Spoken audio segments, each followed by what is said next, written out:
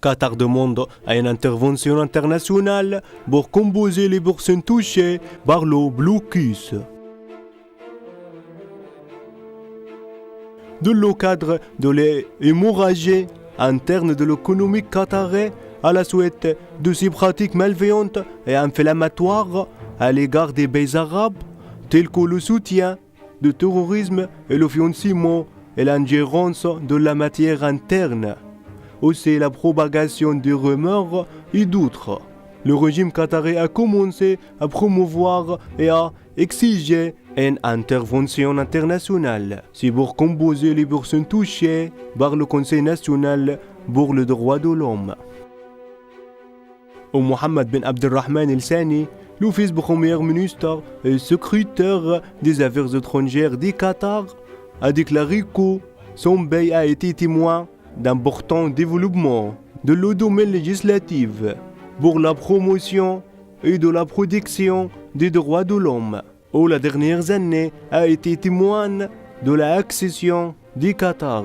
au paquet international relatif aux droits économiques et sociaux. Le pacte international relatif aux droits civils et politiques et la promulgation de la loi sur l'organisation de l'asile politique, selon Mohammed bin Abdelrahman el-Thani.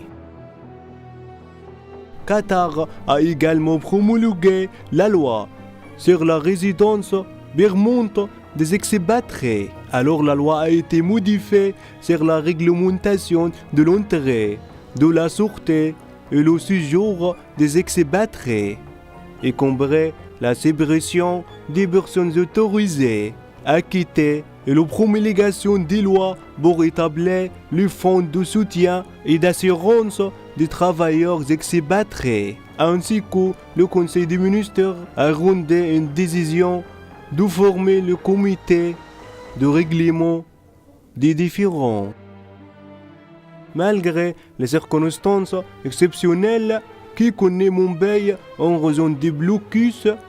et des mesures unilatérales prises par les États des blocus, le développement et les progrès que l'État du Qatar témoigne grâce à son président, doit se déplacer de façon constante vers la transformation de l'État du Qatar